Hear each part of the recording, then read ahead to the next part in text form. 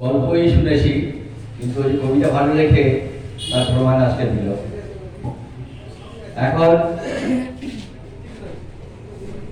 বৈশাখী বসু সিংহ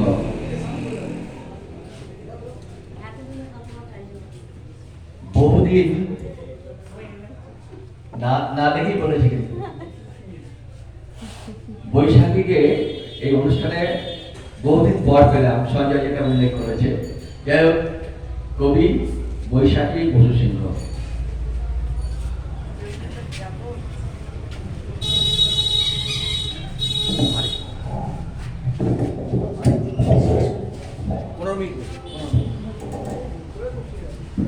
খুবই লজ্জার ব্যাপার, সত্যি আমি আসতে পারি না, কিন্তু এর আগে আমি এসেছিলাম। আমি মাঝে মধ্যে কাকুর আহ্বানে আসার চেষ্টা করি নানান জায়গায়, এবং সংসারের যাতায়াতে পড়ে খানিকটা আমার ওখানেই সময় চলে যায়। মেয়ে যত বড় হচ্ছে বুঝতে পারছি মাতৃত্বের কর্তব্যটা কি, ততই সময় ওখানেই যায়। তো তারই মাঝে যেটুকু ছিটে সময় মেলে আপনাদের কাছে আসলে আমি মুক্তির স্বাদ পাই। তো এবার আমার প্রসঙ্গ ছেড়ে আমি যে মূল প্রসঙ্গে আসছি, এই অনুষ্ঠানটি মূলত ভাষা দিবসকে কেন্দ্র করে এবং তৎসহ 3 ব্যক্তি, স্বর্গীয় ব্যক্তিবর্গকে স্মরণ করেই হচ্ছে। তো ভাষা দিবসে তারাও বর্তমান কবি ছিলেন। তার মধ্যে 2 জন আমার খুবই পরম পূজনীয় পুরুষ ছিলেন। একজন তারাপদ ধর মহাশয়, আমার তারাপদ কাকু, আর মহসিন স্যার। 2 জনকে হারিয়ে এখনো হৃদয়টা ভগ্নপ্রায় হয়েই আছে। মানে 2 জন আমার কাছে যে কি ছিল সেটা আমি ভাষায় বর্ণনা করে উঠতে পারবো না কোনোদিনই। তো তাদেরকে নিয়েই আমার একটা ছোট্ট প্রচেষ্টা, আমার লেখা অভিশপ্ত ইন্দ্রপুরী।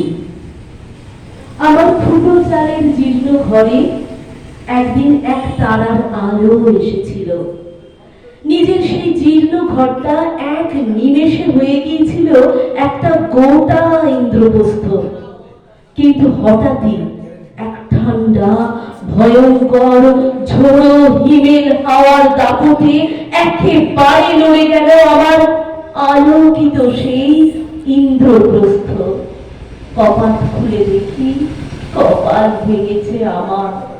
আমার আত্মা দেখে নিকষ কালো গাঢ় অভিশপ্ত অন্ধকারে সমুদ্রের সেই তলদেশে সূর্যের আলো যেখানে হারিয়ে মরে, সেখানে তলিয়ে গেছে আমার তারার আলোর ইন্দ্রপ্রস্থ। পাশে পড়ে আছে হয়তো আমারই অনবরত ভাঙতে থাকা সেই ছিন্ন বস্তা মনটা। নমস্কার।